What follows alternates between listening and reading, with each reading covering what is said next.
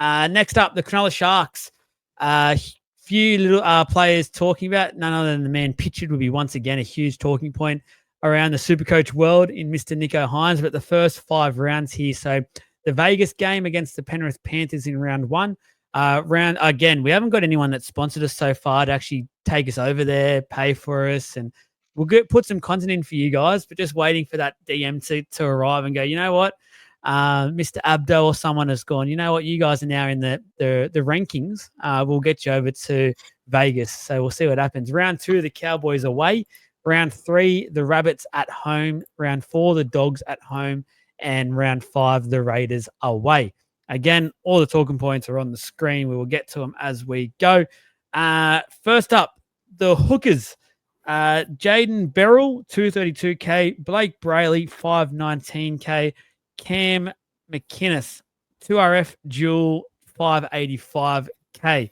Mr. Bayes tackle his heart out. You know what you're going to get from McInnes. It's probably about a 58 every week. And that's just literally what you get. First up, question there, time to set and forget Mr. Blake Brayley. He was sort of the undercover, I guess, in a way, underrated sort of Supercoach player last year. He just went along, did what he did, consistently scored, and you literally didn't have to trade him once because he played pretty much the entire year. He played the whole season, 24 games. So it was a great pick, average 53. So I guess in that position, you pretty much took that. You would have gone, yep, sweet, no worries. Didn't have to waste a trade, got some solid points, and away we go. He's basically every week almost an 80-minute hooker as well, which is a great thing. Is there time we start to put a bit more respect on Brayley's name, or is it simply a thing because we're trying to save some money, guys, and there's some few other options elsewhere where just Brayley's not in the picture at the moment, possibly can be as easy as 6-7 rounds into it? I find him very overlooked. He never really comes into discussion. He never gets injured. He never plays Origin. He always plays 80. There's no reason to not consider him. He's my favorite 500K hooker at the moment by far. I've looked more and more into starting with him. I think between his base of, basically 50, his upside of potentially up around the 80s when he gets, an assist, and with Fanua Blake coming into the picture as well, being able to play that first ball off to him, more than likely Fanua Blake's going to score a few tries off the service that Brayley will do. I really like it. I really, really do. If I'm going to spend up on hooker, I'm not going to go higher than him. I think I'll go to him and just go, thank you very much. And he's that guy that providing everything, providing he doesn't get injured, I don't think there's ever a reason to get off him, especially in that hooker position. So I like it a lot. And I'm trying to find a way to make it happen, but I keep going back to the cheap hookers because it just works. So yeah. I have toyed with the idea a couple of teams as well. That's for sure. Yeah. Trav, I like it. Thoughts around Bradley? You've been a big fan of him last year. I was. Yep, I was. And I am, and he's in my team. And I'm actually very happy about that. I said so many times in the podcast last year. I said so many times in our off group chats. I said a couple of times when we had our Hamfest in December last year. This man needs to be my starting hooker. I made 4 or 5 teams and never had him in there. My last one I did, and I love it. I'm so keen for it. I'm just so over the ups and downs and ebbs and flows of the hooker role that just doesn't score you points. The only other hooker I really, really wanted was Robson, and I can't afford him because of these. He's over 600K. Jesse hit the nail on the head. He's 506. He's 519, so he's in the fight. He's a 500K. He's going to get 53. I'm happy to have, I'm happy to have a 40 one week, and I'm happy to have a 60 to 80 the next week, and then drop back a 40. I don't care. I don't want to look at it. I just want to sit there and go, yep, that's what I've got. That's where it's at. That's what I'm having. One of Jesse's favorite sayings is meat and potato, right? Meat and potato. This is your prime person for that. Like he is just going to go and do his job, not complain about it. He's going to lock that down. He's not going to make mistakes. He's not going to bomb out and get you a terrible score. And he's got a potential for an 80 or so, which is a great score for a hooker. He's in my team. I'm very happy about that. And I actually think that 53 average that he's got is going to be, I think he'll improve it by 2 to 3 points this year with the AFB signing. I think Jesse just said that perfectly. He's that first receiver is just going to be really nice, particularly on the goal line. I think the Sharks are going to be down on that goal line a lot. AFB is going to be the first one. They've signed him to a big deal. He's going to be the first one that's going to get there. Brayley's going to be the one that's grabbing it out of the play of the ball. I think he's going to improve. The more and more I think about it, the more and more I am getting anxious about having the 2 hooker scenario, just because of the stress that's going to come with it and the amount that they need to make to hopefully go to one of these sorts of players that then I can just sit and wait with. Again, the risk of injuries and stuff like that, and being stuck with some of those cheap guys, it is stressful. I'm happy to have one. Brayley, by the day for mine at the moment, is becoming more and more of a very appealing option that I just want to set and forget. Don't think about it, as sort of Travis rightly said, and just go, yep, sweet, let's go, move on. And then find ways to muck around my other team, hope the cheapie that I end up picking at this stage, probably Sandon Smith maybe, or put him down to halfback and stick with Mamazulis. But yeah, I'm every day that goes by, I'm trying to find ways to fit Brayley in, because I just love the feeling. And as you've all said so far, AFB going there is huge for him. Simply getting that extra try assist that he hasn't really had just by that AFB close to the line will be huge. Yep, definitely. Cam McInnes we're going to mention Cam McInnes is, again, you talk meat and veg, meat and potatoes. That is literally the definition, Cam McInnes. He's a 600 odd more than Brayley, 60 odd more, sorry, than Brayley. I'll just not. Yeah. No, thank you. No, I don't know. I really like McInnes as a player. I think he's really solid. I think he's just he's a warrior, and it shows by his face. It's copped many a floggings, but 2RF hooker's nice. 585. I don't know. It doesn't really excite me too much. I think it just depends on the minutes. It's all minutes rotation stuff out of him now. They got AFB in there. Does he get more? Does he get the same? Where does he play? He's very consistent. He's very reliable, but he's not got a great deal of upside. And for 600K in both 2RF and hooker, I've got other options that I'd probably lean into a bit more than him. And for that, unfortunately, he just doesn't really, fall into play. I just don't think he's very viable. No, I agree. FRF. Let's get into the big boys. Jesse, I always struggle with this bloke. Calhoun, there you go. 2RF dual as well, 232K. So we're in the ratings, guys. Can't even pronounce the names properly. Mr. Tapua, 235K. Braden Hemlin Ueli, 304K. Oregon Kafusi, 418. Toby Rudolph, 429. Tommy Hazleton, 516. And Aden Fanua-Blake, the huge signing for the Sharkies, 706K. And there's many, many people out there going, I'll just gobble it up, set with him, and off we go. The question we've posed is AFB going to another level? Jesse, what do you think? AFB, I think he's probably the only realistic option here, if I'm right in saying to start. So talk to us. AFB, is he on your radar? He's sort of on my radar. I don't think he does go to another level. I think his level was pretty well met when he was at the Warriors. I don't think how much more he can really do. He's scoring 11 tries back-to-back seasons. He's only human. Yeah, it's quite a lot. It's a lot to hold on to. So he had a good deal of service. Wade Egan is pretty generous when it comes to the distribution. I think Brayley's very similar with what he can do there. He obviously had Sean Johnson to play with as well. You got Nico Hines, you got Trindle, to a lesser extent. He's got a quality side. Like, he's not going down in the team. I don't know about the minutes.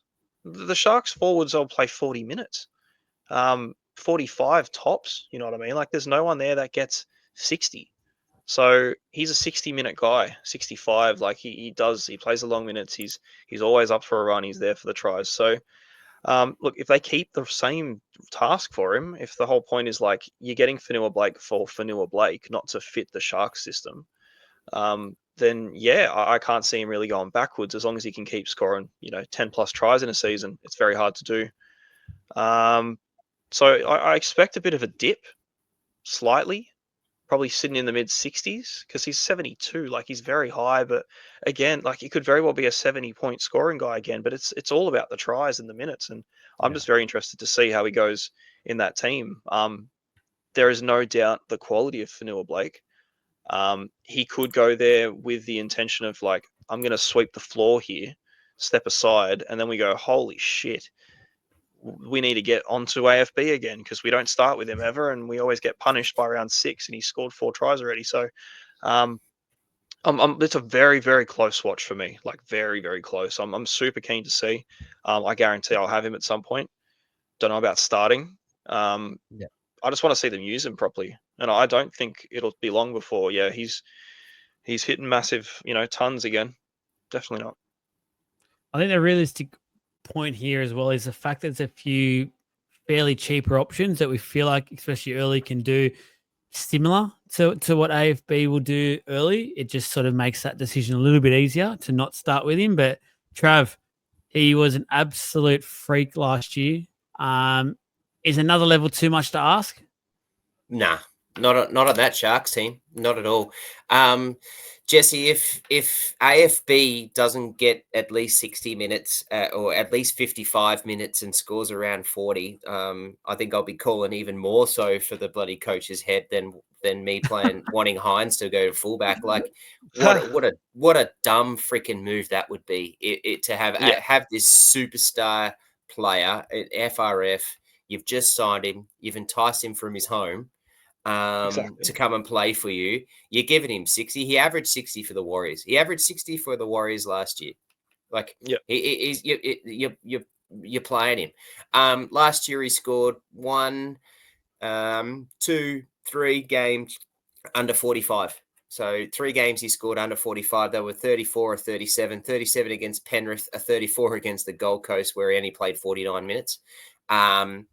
And a 43 against Newcastle where he only played 44 minutes. Other than that, like he was huge. His scores are 50s, 60s and above. Like, yeah, there's everything points to me to go that he will get better again. And I think he's got at least another 1 or 2 points, even more in him. I think those 10 tries that you said he scored last year, I think is easily attainable on this Sharks team. The Sharks team score a shitload. Like they're a scoring machine. They will be on the line. They will be in those positions all the time. AFB will get better, and he will be the first receiver on so many runs, particularly on the goal line. He's so big. He's just a monster, man. Like, and he's just, I think he's got even more potential to be even better. Fair However, point. how do you afford him? Yeah. However, how do you afford him at 706K? There are some great options in May, in Tino, in Haas, even at just over 600K, that are not going. I don't think they average as much as AFB, but I think they give you the opportunity to rise a little bit in points to get to AFB at some point. Yeah. No, that's fair. I think that's a fair point to finish with AFBs. We're not saying never. We're saying try and time it and get to it at a certain point because, again, not impacted by Origin, doesn't play Origin either at that sort of time. Awesome. So, yeah, just time it, find a way to hopefully May or Tino can get up there. But at the same time, if Tino and May are doing well, you almost don't want to get rid of him either. No, exactly. It's going to be an interesting one to get by. At least Tino's a jewel, and you can get all 3 if you want to. That's it. That'd be very, very handy. 2RF for the Sharkies. So a couple of really cheap options there. I don't think are to play. Dylan Coates and Mr. Puru. Jesse's mate is the jewel we've already spoken about as well.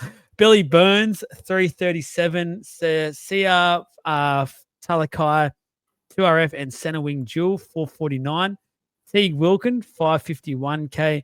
We've already mentioned Cam McInnes with his duel at hooker. And Britton Nakora, 682K. Mr. Nakora, there is the question raised here. Is he the most underrated Supercoach player currently? Boys, yes or no? We know how to start these ones. Trav, is he the most underrated Supercoach player? Yeah, I'm calling him. He is. Yep, 100%. Okay. I'll answer the question with that and see what Jesse says, and then we'll have a chat. I need to Jesse. really dive. I need to dive into so many other players that are so good. I'm gonna say he's right up there. He's in the mix for sure. Like no one is talking Nakora, and at some point everyone has Nakora because he's a gun. He's so overlooked as well. There's so many guys in this Shark side that you just don't consider until they're punishing you, and you go, I better get them. And he's one of them, big time. You just look at last year, even the year before, the last 2 seasons, he's been in that bracket of elite second row forwards. Elite, top tier, can score tries, can break tackles, line breaks, assists, just everything. You can do it all. Yeah, I like it. And again, I'm in the same boat. I haven't really looked into putting him in my side. I'm leaning more towards the Katoas and Olakoatus myself, but I have him every year at some point. I do. I have him every single year. Yeah. Don't know why I'm not. I think he's one of the best. Oh, actually, no, he's not one of. I reckon he's the best whole running back rower in the competition. And that often equivalates to Supercoach for line breaks, to tries. So I guess he definitely is right up there, if not the most underrated player, I guess. He does it so consistently as well. A lot does impact by that man on screen, where he does play, what side of the field he will play. They have a bit of a combination they've brewed up over time. Trav, anything else to add on these 2RF or any detail on Nakura? Yeah, so he's my most underrated Supercoach player at the moment for the last couple of years. No one ever thinks about him. Jesse, you just said it. No one thinks about him, right? So at the moment, when you're talking 2RF, who are we talking about? Crichton, yeah, but we can't afford him. So, well, who's next? We've got to get him. He's consistent. We've got to get him. Eli Katoa, he's a monster. Kulamatangi, Olakawatu. And then you've gone past him. We've literally gone past him to players, right? And then you go Hopgoat. Now we're starting to talk about Carrigan and Lath, and you've got all these dudes that have now gone past Dicker, and you're sitting there going, and then you look at the Sharks list, and it's, there's this dude named Nicker. He averaged 69 last year. He also averaged 69 the year before that. He played 22 games. He's a freak. He's so underrated. No one owns him. So last year, he was 4% owned in round 12, 4.7 in 13, 4.7 in 4.8 in 15, and in round 17 he ballooned out to 13. Right, owned by third. So right up until round 15, he was still only in 4.8% of teams. He was averaging 60 at that time. Finished the season with 69. How's that not underrated? It's just so underrated yet. And we all sit here and we get to the middle of the season. We go, we've got to freaking get Nicker, but how and where and what do I do? I remember we talked about this, Jesse, in the first podcast that I was doing with you. I got to get Nicker in. How do I do it? And then we're sitting there trying to play our teams to get him in. I think people just need to start to really put some respect on this dude. He's a gun. He's so good. He's 682. He can fit. If you're getting Ola Kawatu, you're getting these guys. You look at that roster, at that draw. Okay, that's a hard game against Penrith in the first round, but it's in Vegas, right? So it's different. This is not the Penrith at home or the Penrith in Australia. This is Penrith in Vegas in a game that the refs are going to be a bit more lenient. The ground is shorter. It's going to be faster. It's more scoring. It's got to be a spectacle to keep it interesting. So this is and who's going to be one of the better ones to run those lines and do those things? Nickera. Then he's got the Cowboys. Then he's got the Rabbits. Look, the Dogs are a tough one, but it's at home, and we all expect the Sharks to be a big team this year. And then he's got the Raiders. So he's just got such a really good start to the year, in my opinion. We got to put some respect on this fella's name. Yeah, well, just on him as well. I think it was round 15 where I got him in last year because pretty much his price had bottomed out. We were all looking forward to 570. It was just there's the floor, there's the price tag. Let's jump on him. From round 15 to the end of the year, he averaged 81. It was huge. So he definitely had a better end of the year than pretty much from the midway through to the back half and the way that he finished. It was astronomical scores. 79, 92, 96. There was another 96, 98, 137. That's a lot to do there in 12 games. So it's just, can he do it at the beginning of the year?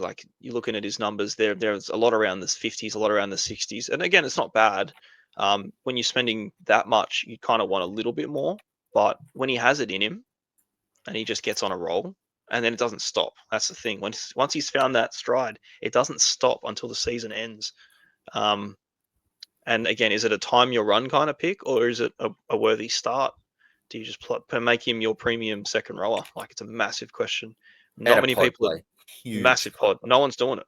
I can assure you, when the numbers come out and the app's fully open, you look at his ownership stats, and they're going to be less than 5%. Certain they'll be less than 5. So big pod, big potential. Do I dare ask, is there anyone else on this 2RF list that you boys are interested in? No. Nope.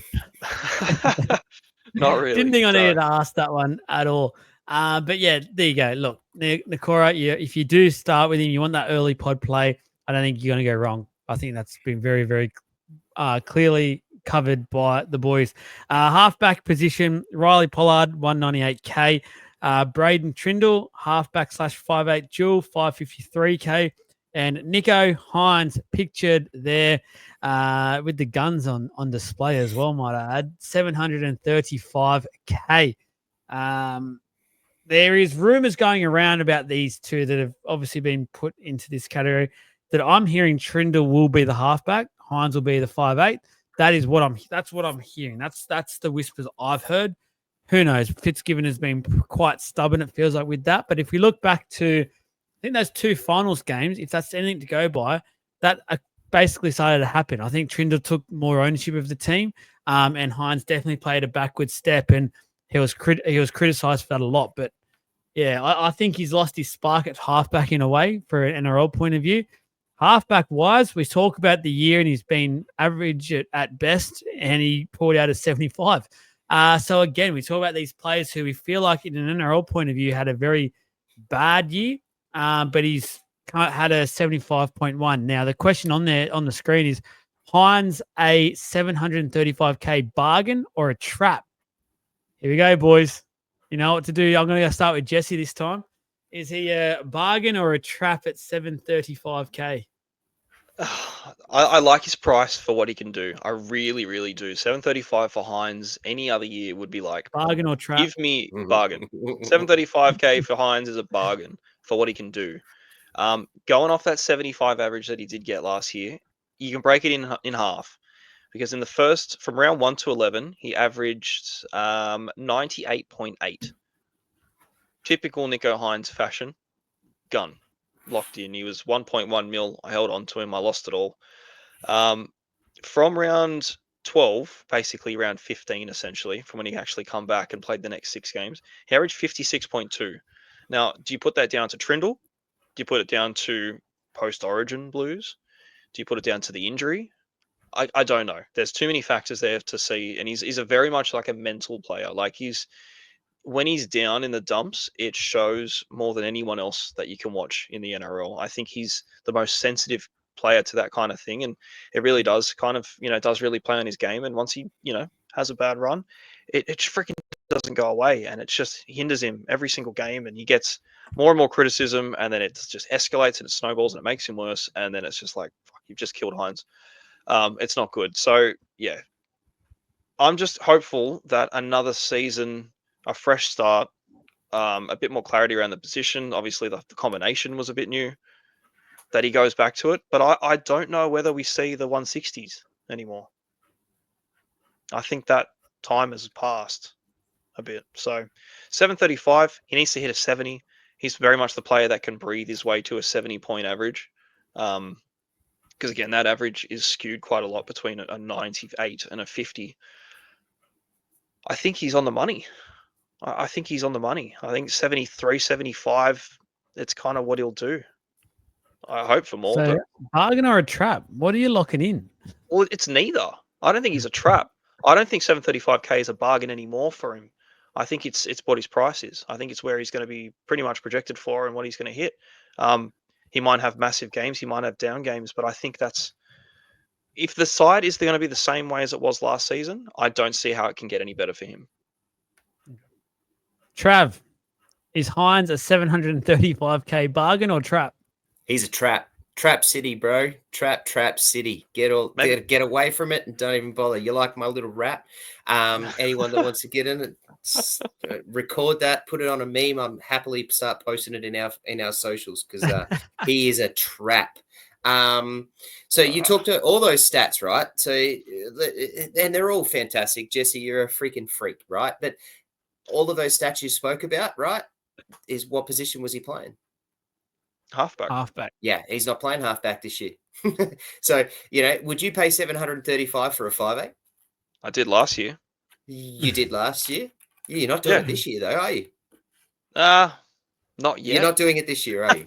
No, not at this No, stage. I can there say you I'm go. not. So it's a trap. It's a trap. 100% done. Yeah, but he's a goal kicking. He's going to goal kick. He's Nico Hines. Like, I've got a soft spot for him, to be fair. So I might be looking at it with freaking do too. rose. I love him, and I love him too, mate. I do. I've been nothing but all over his well-being. I feel like he needs to. There's some serious things that people need to do for him. I think there's big things that club needs to do for him. The guy's an absolute god. I think he's just a wonderful, beautiful human being. What he does for the Indigenous, I love him. I freaking love him. And I think the Sharks need to do a hell of a lot more to support him, and putting him at 5'8" as a start. But I still think that's not his right position. I still think he should go to fullback, and that would make a huge difference. But whilst he's playing if he's playing 5'8" at 735K, that's a trap for me. That screams a 45. Well, it screams anywhere from 50 to 60 average. At 735K, you're losing a lot of money. That's not happening for me as a 5'8". If he plays in the 6 and he's on the left, then he's going to be playing with Mulatalo, Kyle Ero, Teague Wilton. Like, it's a nice side to be on, attacking wise. Yeah, but he's not going to be the final pass, right? He's not going to be that try assist. He's not going to get that line break. It'll be he'll set it up and then move it to the next one. They'll be they'll be the ones that finish. That won't be Will Kennedy. No way. It'll be Nico Hines. They still give it to the halfback. The try assist will still go to him, even if he's not the last plus. Like, the try contributions are going to go to whoever else is in the middle. But I just don't think that'll happen for him. Not with that edge, even though that edge is a monstrous edge, and we're going to talk about it in a sec. You're talking Mulatalo's edge. That's points. That has to be points. Supercoach, they do love Nico. They find ways to make sure Nico has points. I remember a couple of times last year where Nico had a horrible game, and you then look at his score, you're thinking, oh, here we go, let's look at this score. And he's just pulled out like an 80 or something. Like, it's ridiculous. So, but as a halfback, it's different. This is different. He's going to be a whole different position. He's going to. Yeah, but what I'm saying, whether it's halfback or not, he's still had a horrible game. Nico Hines is the best ghost point scorer in the competition for sure. Yeah. And I just want to make sure everyone knows we're not sitting by the campfire after about 12 drinks where the boys are telling each other they love each other 30 million times. Just got a bit sentimental there for a bit and I lost it. So, but Nico, it's fair to say the boys love you. We all love you, and I hope you have a great year moving forward. I'll talk to you about Trindle, and I'll go to Trindle more so the 5'8". So I'll just quickly go through them. We've already mentioned Mr. Puru, so they're twins or brothers or something. Daniel Atkinson is the one that I believe Trav would like to see named at 5'8", with Nico moving to fullback, 418K. And then we've already mentioned Braden Trindle, 553. Any of those two options speaking to you boys? Is it something that you're looking at going, oh, I don't mind Braden if he is halfback doing a lot more? Obviously, that finals week 1 game when they did the point, he had an absolute game and a half, scored really, really well. Obviously, it's going to be hard for him to do that week in, week out. But is he a temptation at 553? Not at 553, he's not. There was temptation last year when he was quite cheap in those games where he, because he did actually play really well. But no, I don't really have any sort of desire or appeal to have Braden Trindle in my side. And even if he is scoring well, I think I just go, okay, that's fine. I'm happy to go without it. There's not a lot of people that get on him, to be fair, so you're not really missing a great deal. And I don't think there's enough there to really warrant a halfback or a 5'8" slot. You know what I mean? You don't really have many options to choose from to actually have in your side. You've only got two of each, and he's definitely not in my top 2. So not me. I agree. Trav? These two. He's not in my picture at all. Look, he had a pretty good end to the year. Actually had a very good end to the year with what he did in the finals and how he sort of carried that team as halfback. Kudos to him. Jesse is right. Like, I'm not going to have him. I don't think I'm really ever going to have him unless he just goes bonkers. Because I think the other options are better. But if he does go bonkers, I think I'm going to sit there and go, kudos, man. I got it wrong. You proved us all right. Well done. But I'll stay where I am. It's pretty much it, isn't it? You just fall on your sword and say, good job. I'm still not buying you. Yeah. And I'll wrap up Atkinson in saying if he does get that position, then we'll talk a lot more about him. But for now, we know what Fitzy will be like. He'll choose Hines and obviously Braden in the halves, and that unfortunately means no game time for Atkins, or at least probably a 14 role, and he won't get much minutes playing that role. CTW. So a couple of really cheapy options that won't have much of a say, especially early on. Then you've got Mr. Hiroti, center wing, 288. Talakai, I've already mentioned with that 2RF duel. Sam Stone Street, 509K. Sione Katoa, 559K. Jesse Ramian, 635K.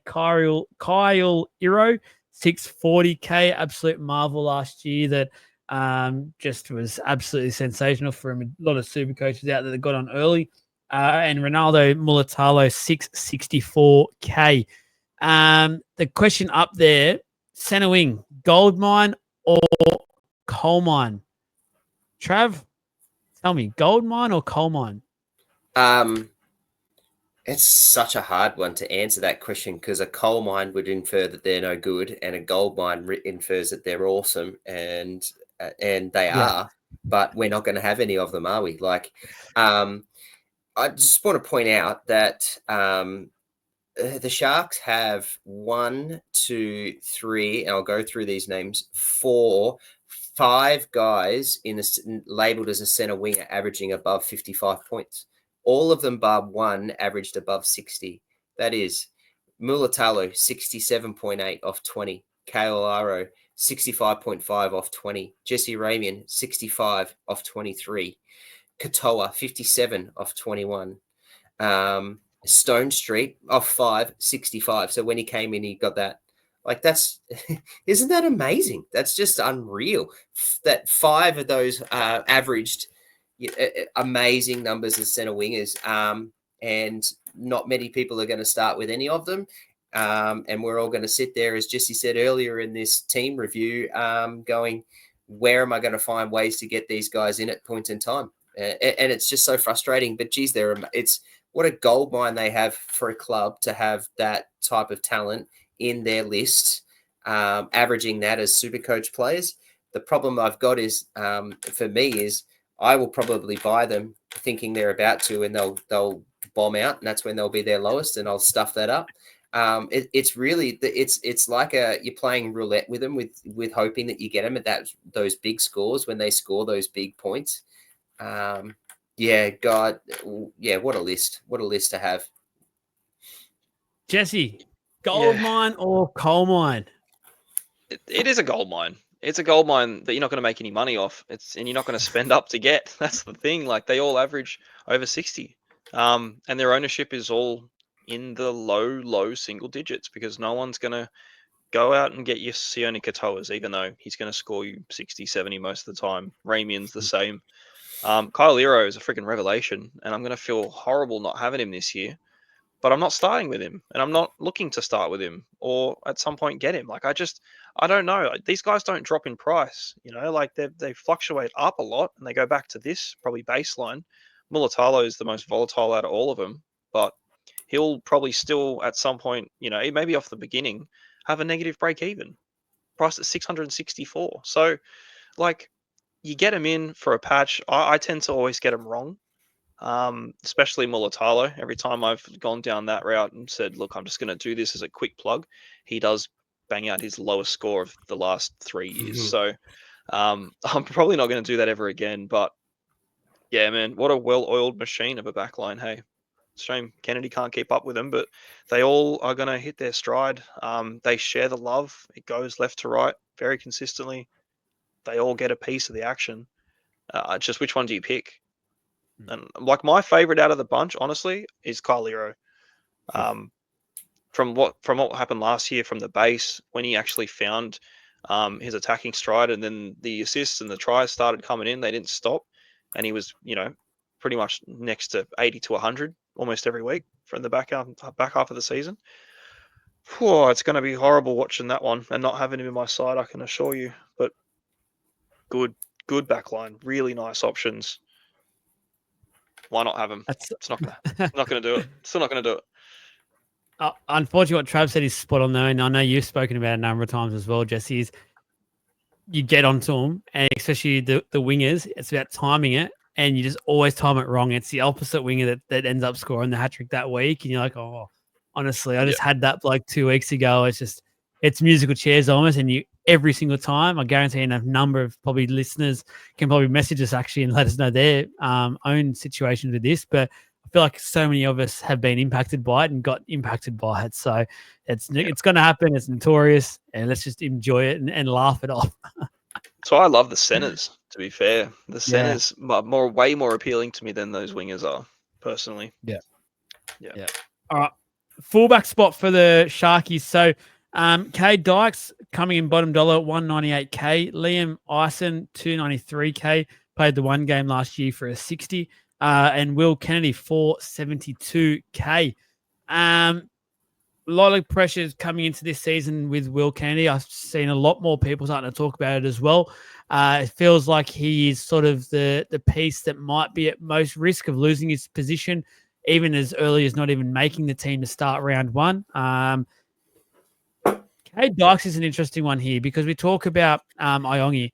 If that is the case and we think that Fitzy won't do the Nico move, Cade Dykes is someone I'm looking at because if he can land that fullback spot, there's a lot of raps on him. Unfortunately, he's been hampered by a few injuries.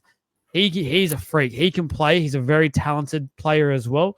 If he can get that spot and look like it's going to be his spot for the taking for a while, he quickly becomes another option that can mix things up for that flex position as well. So, look, again, Will Kennedy's not a Supercoach option, not at all.